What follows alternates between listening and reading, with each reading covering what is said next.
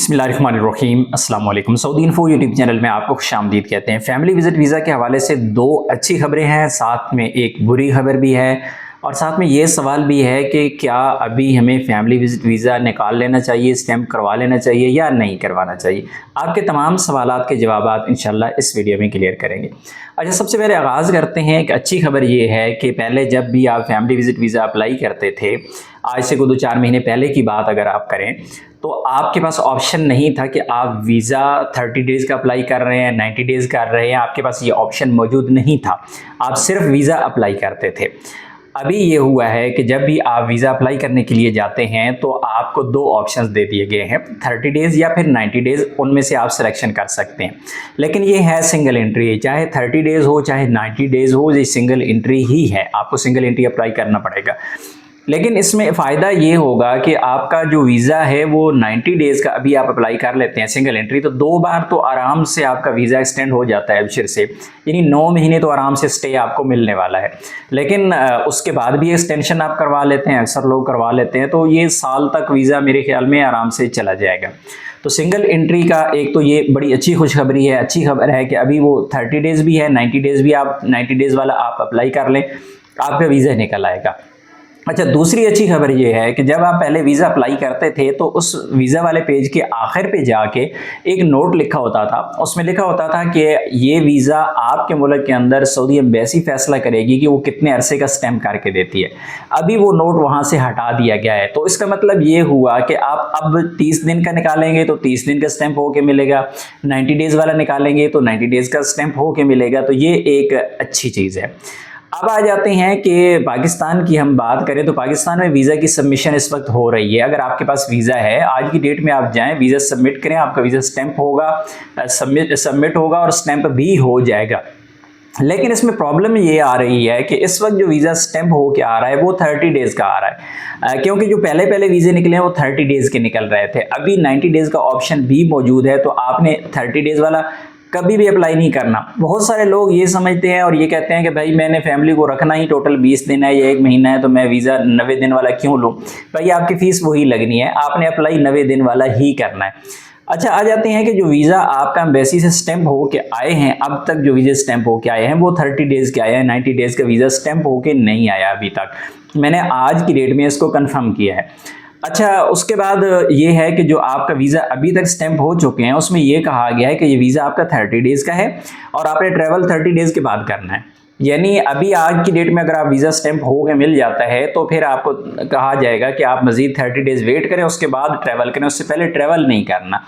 उसकी रीज़न शायद यही है कि हज के बाद जो एक रश होता है उम्रा ज़ायरीन का और फिर हज्जाज का रश होता है, तो शायद उस वजह से थोड़ा सा डिले किया जा रहा है कि आप ट्रैवल नहीं कर सकते। लेकिन इंशाल्लाह ये पाबंदी जल्द ख़त्म हो जाएगी। मुझे नहीं लगता कि ये महीना आपको इंतज़ार करना पड़े, मुझे यकीन है कि ये अगले चंद दिनों में ट्रैवलिंग भी स्टार्ट हो जाएगी, लेकिन अभी तक तो पाबंद किया जा रहा है। अच्छा, आ जाते हैं कि इस सारी सूरत हाल में आपको क्या करना चाहिए, क्या ये वीज़ा निकाल लेना चाहिए, नहीं निकाल लेना चाहिए।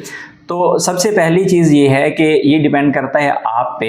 जैसे अभी स्कूल की छुट्टियां हो रही हैं तो बहुत सारे लोग चाहते हैं कि जल्द से जल्द फैमिली को बुलवाया जाए, क्योंकि बच्चों की छुट्टियां स्कूल की होती हैं, तो वो स्कूल की छुट्टियों के दौरान ही बच्चों को रखना चाहते हैं। उनको पता है कि अगर मैं मज़ीद इसको लेट करता हूँ तो फिर स्कूल की छुट्टियाँ तो चली जाएंगी। तो ऐसे अफराद तो 90 डेज़ वाला वीज़ा निकाल लें। इंशाल्लाह आपका वीज़ा सबमिट भी होगा और एक्सटेंड भी होगा। लेकिन 90 डेज़ का आज की डेट तक 100% गारंटी नहीं है कि आपको वीज़ा 90 डेज़ का स्टैंप होके मिलेगा, लेकिन स्टैंप हो जाएगा। हो सकता है 30 डेज़ का, हो सकता है 90 डेज़ का हो, लेकिन मुझे यकीन बहुत है इंशाल्लाह कि 90 डेज़ का स्टैंप होके मिलेगा। क्योंकि जिन लोगों ने अब तक वीज़े निकाल लिए हैं उन लोगों ने जब अप्लाई किया था तो उस वक्त 90 डेज़ का ऑप्शन ही नहीं था उसमें। तो इंशाल्लाह मुझे यकीन है कि 90 डेज़ का वीज़ा आपको मिल जाएगा।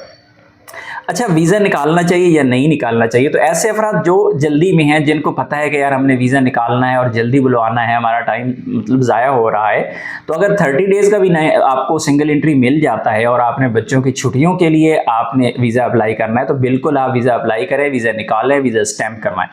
लेकिन ऐसे अफराद जो थोड़ा सा रिलैक्स हैं, वो ये सोच रहे हैं कि चलें यार आज के बाद, ईद के बाद आराम से ही कर लेंगे, तो बिल्कुल फिर आप रिलैक्स रहें।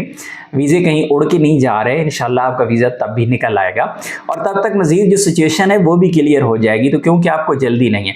अच्छा, इसमें एक गलती जो है, बहुत सारे लोग ये गलती करते हैं कि वीज़ा निकाल लेते हैं और फिर वो वीज़ा लेके घूमते रहते हैं, फिर बाद में याद आता है कि स्टैंप करवाना है। भाई ऐसी गलती ना करें, वीज़ा आपका एक्सपायर हो जाता है।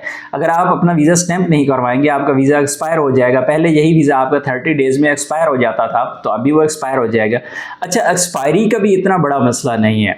एक्सपायरी के बाद जो आपको प्रॉब्लम का फेस करना पड़ती है वो ये होती है कि क्योंकि एक दफ़ा आपने वीज़ा इशू कर लिया है सऊदी अरेबिया से, आपका वीज़ा क्लियर हो गया, जब आप दोबारा जाके अप्लाई करेंगे तो आपकी जो अप्रूवल आनी होती है मिनिस्ट्री से, वो अप्रूवल नहीं आएगी, बल्कि आपको एक एरर आएगा कि आपका वीज़ा इस वजह से रिजेक्ट कर दिया गया है क्योंकि आप ऑलरेडी आपके पास वीज़ा है, आप वो वीज़ा जाके स्टैंप करवाएं, वो वाला तो एक्सपायर हो चुका है। आप सिस्टम को तो आप ज़ुबानी कलामी बता नहीं सकते, तो ये बड़ी मुश्किल हो जाती है बाद में, तो बजाय इसके कि आप ऐसी गलती करें।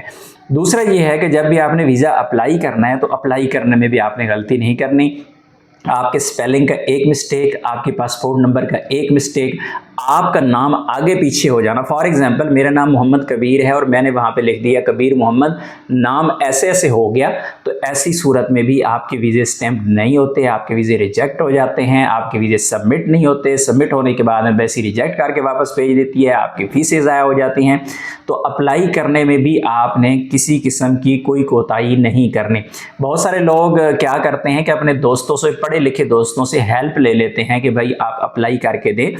तो मैं कहना तो नहीं चाहता, लेकिन मेरी मजबूरी है, कुछ अल्फाज शायद तल्ख भी हों, तो ऐसे जो ज़्यादा अक्लमंद लोग होते हैं उनसे आपने बच के रहना है। आप YouTube पे जाएं, मेरी वीडियो देखें, 2-4 और बंदों की वीडियोस देखें जो प्रोफेशनली ये काम कर रहे हैं, उस वीडियो को फॉलो करते हुए स्टेप बाय स्टेप आपने ये वीज़ा अप्लाई करना है और फिर आपने उसका गुरफत जारिया करवाना है। क्योंकि अगर आपका वीज़ा एक बार निकल आया फिर आपके लिए ये बड़ा मसला बन सकता है, और पिछले 2-4-6 महीने में हमने ये चीज़ें फेस की है कि वीज़ा निकल आया, बाद में उधर से स्टैंप नहीं हो रहा, कह रहे हैं कि ये आपका वीज़ा एक्सपायर हो गया है या फिर वीज़े में मिस्टेक है, लेकिन जब दोबारा आप जा रहे हैं नया निकालने के लिए तो वो कह रहे हैं जी वीज़ा तो आपके पास ऑलरेडी है, उसी को सबमिट करें, उसी को स्टैंप करवाएं, तो वो हो नहीं सकता। तो इस वजह से आपने ऐसी कोई गलती नहीं करनी है, बहुत एहतियात के साथ इसको लेके चलना है। तो इंशाल्लाह विजिट वीज़ा के हवाले से जो भी मज़ीद अपडेट्स आती रहेंगी, उम्रा वीज़ा का क्या सूरत हाल बनती है, बाकी इसके अलावा फैमिली विजिट वीज़ा के अलावा और किसी किस्म का कोई विजिट वीज़ा आता है तो इंशाल्लाह उस बारे में हम आपके साथ ज़रूर इन्फॉर्मेशन शेयर करेंगे। मिलते हैं नेक्स्ट वीडियो में, तब तक के लिए इजाज़त दीजिए। अल्लाह हाफिज़।